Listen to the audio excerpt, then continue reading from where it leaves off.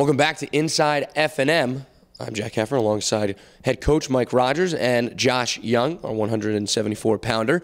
Coach, you guys just had 4 straight tough matches of EIWA action. 3 of them were home, which was nice to see you guys in the Mazer Center. Let's start off with Brown and Harvard.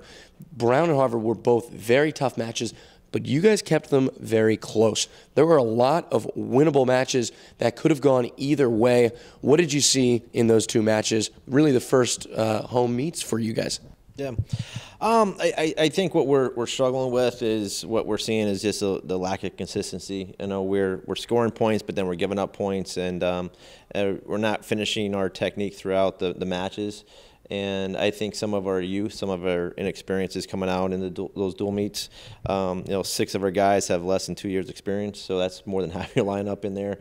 And by this time of year, it's a grind, and some of them, I think, it's a little bit of, you know, lack of confidence, lack of you know, experience in knowing how to finish off a very long college season, which is something that, you know, there's some young guys that can do that, but for the most part, it takes a couple years to adjust to that pace and that level of wrestling every week and every weekend. But I think our guys, for the most part, held their own against Brown and Harvard, and you know, there were spots where we did some good things and some areas that we need to improve on. I think some of the areas we need to work on, we need to control the mat more. We're getting kind of pushed to the edge and relaxing when we get there, and we're giving up points, just kind of forgetting where we're at. You know, and again, that could be experience, that could be lack of confidence, and you know, so we're addressing all those things. But it's a concern, but it's also something that we see some positive things that we're doing right, and we just need to focus on those and try to finish it out, you know, going through, you know, into the next duels. Let's take a look closer at those matches too. You know, Brett Culp, he lost both those matches, but they were very close, both by 1 or 2 points. Emmett Lecastri, he went one-on-one on the day. Josh Young went one-on-one on the day with very close matches as well. These guys are in every match, it seems like, no matter who their opponent is. What's that next step to get them over the hump to the next level? Yeah, I think each one of those individuals has their own little thing they need to do. Brett needs to get a little bit more offensive. He's a very defensive wrestler. We call a counterpuncher. You know, he waits for you guys to shoot and he tries to counter them. That's good, but when you get behind the count, when you're down by, you know, a point or 2, you need to get an offense. And so he's been spending a lot of time working on getting an offense, kind of getting ahead of the points and letting the guy have to wrestle him. Lecastri, he has some unbelievable weapons that he hasn't been using all year. Last year, he would throw guys at their back, catch guys, and cause a lot of action. And he's kind of been a lot more conservative this year, and we've been working on him every week to kind of get him more, to open up a little bit more and cause more action in his matches. And he's starting to do that. You see every week he's getting a little bit closer to these guys. The wins aren't quite converting over, but the point spread is getting less. So everything's kind of geared to the conference. So if we can put it together, the next 3 dual meets, and then the conference, they can kind of convert those, you know, 1 or 2 point matches into, you know, wins. I think we'll see a different result, but ultimately that's what we're working on. Yeah, so we'll move to the most recent 2 matches, Penn and Bucknell, and especially that Bucknell match, which was very close. The first 4 matches were absolutely electric. The Mazer Center was lighting up. Fans both sides. Edgar Garcia with a great match to open it up at 125, and really those first 3 weight classes, it went back and forth. Then as we got into the heavier weights, Bucknell started to pull ahead, but those matches, again, were very close. Josh Young, he gets 2 wins, 1 against Penn and 1 against Bucknell. I mean, you guys were right there with Bucknell, and like we talked about earlier, could have gone either way. Yeah, I think the Bucknell match was a good example of, I mean, we lost by 7 points in 2 of those individual matches. 149 we lost in overtime. And then at 57 we lost by 1 point. So we flipped those 2. There's a 12-point swing. You know, which is, you know, you can continue to go what if, you know, you still got to do it. You know, wins, you got to find a way to, and that's where we're getting at. We're getting to a point where we're close, but we're just not getting over that next step. And, you know, if we can kind of convert those and win 5 out of the 10 and let some of our upperclassmen maybe try to go get some of the bonus points and win maybe that 6th match to put that, you know, but we keep coming up. We're about 4 wins. Penn, we won 4. You know, Bucknell, we won 4. We're right there at that. You know, if we can at least win half of the head-to-heads, I think we're in the mix. So, and you know, like I said, you know, look at the Bucknell match. 2 of those matches were 1-point matches. You know, 1 overtime and 1 1-point match. We convert those over, and you know, it's a different story. Well, we've talked about the man to your right a couple of times already, Josh. You've won 3 out of 4 matches. That's a tough schedule as well. And the one match that you lost by a point. You got a pin as well. What has been working for you in your senior season? You come off a really tough injury last year. You look right back into form. What's been working for you? Honestly, a lot of things that have been working for me are just things like coach has been telling me to try. And then I go out. In practice, I try them over and over again, and then I go out in the match, and then I try it there too. I don't always get it every time, but I'm getting better at it, and sometimes I get it, sometimes I don't. And like I'm just trying to get better every match. Every match I'm trying to wrestle my best match. And like a thing we've been doing too is like mindset training. And before every match, I'd like go to the edge of the mat. I put on my ankle bracelets and I do a little prayer. I thank God for the opportunity to wrestle. I think about like the coaches, my teammates, my mom in the stands, my friends, my girlfriend, and like I want to come off the mat making them proud. Like whether I win or lose, my mom's gonna like give me a hug and a kiss and say like you did well. But like I want to give 100% of my effort, and like when I find myself in positions to score, I've been taking those opportunities to score, and like I'm just really letting it fly sometimes. So you talk about your own mindset.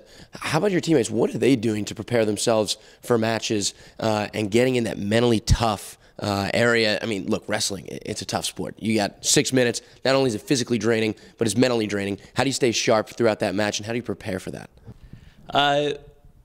2 guys off the top of my head do this really well, and very differently.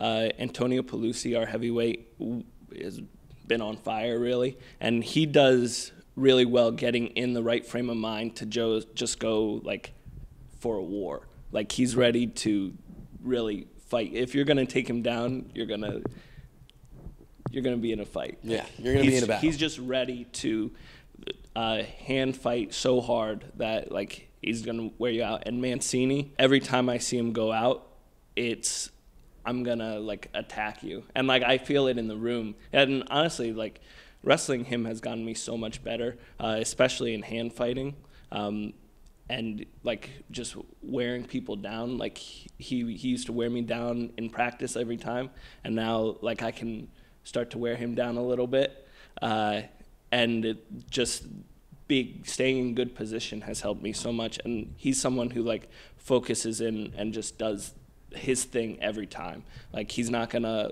let you persuade him of what he's gonna do. He's gonna be heavy with his hands, and he's gonna wear you out. You just heard about the mindset of 3 of your older guys who are leaders on this team.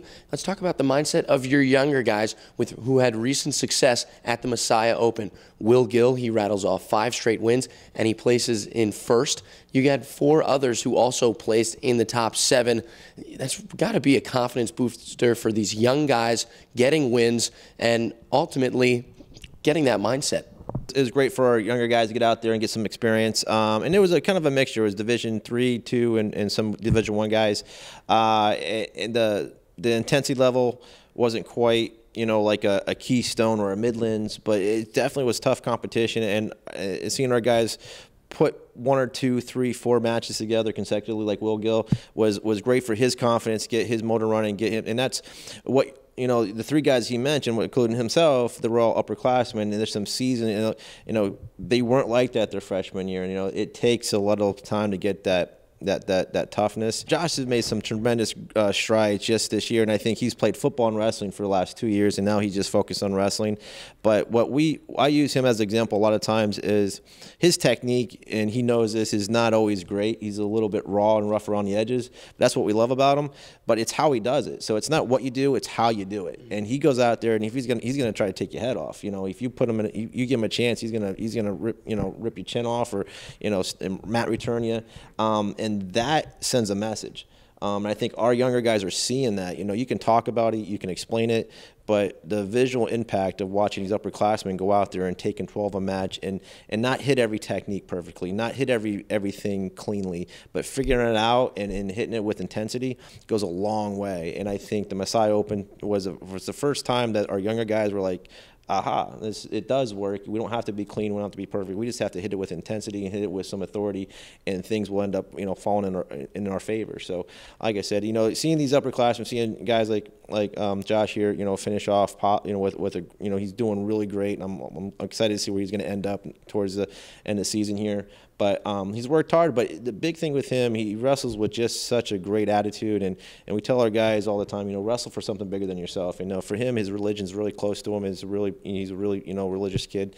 But whatever that is, sometimes people that's wrestling for your mom, some wrestling for your faith, wrestling for your grandparents, maybe someone that passed away. I don't know. Whatever motivates you, if you got to get outside yourself and wrestle for something bigger, then it's a little bit more important. And some of our guys are catching into that. So we're hoping hoping that fire catches up to the next 3 matches and see where we end up. Yeah, that football background, wrestle like a wide receiver, but hey, whatever gets the job done.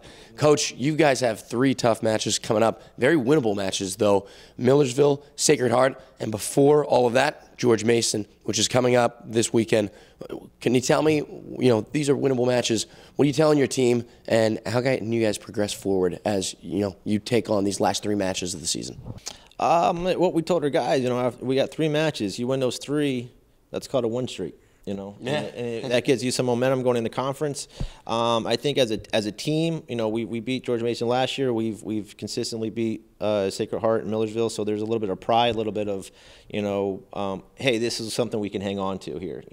Regardless of how the season's going, let's try to at least keep that in our, in our backyard. So there's a little bit of, pride, and that's what we're trying to invoke in our guys. Like, wrestle for some pride. The schedule, the season was tough, but now you can kind of finish it off. And if you can get a little bit of momentum and put things together here, you got 3 more opportunities. And one thing we tell our guys is you got to be grateful for the opportunity to wrestle, but these opportunities are becoming less and less. And so every time you go out there, that's one less time you get to do this. Whether it's your senior or a sophomore, this season's going to come to an end. And you have what you have. So every time you go out there, whether it's an open or a dual meet, make the most of that opportunity, because it can go away at any point. So be grateful for that. Well, Coach, we wish you the best against Sacred Heart. Josh, thanks so much for joining us, and you guys can tune in next time on Inside F&M Wrestling.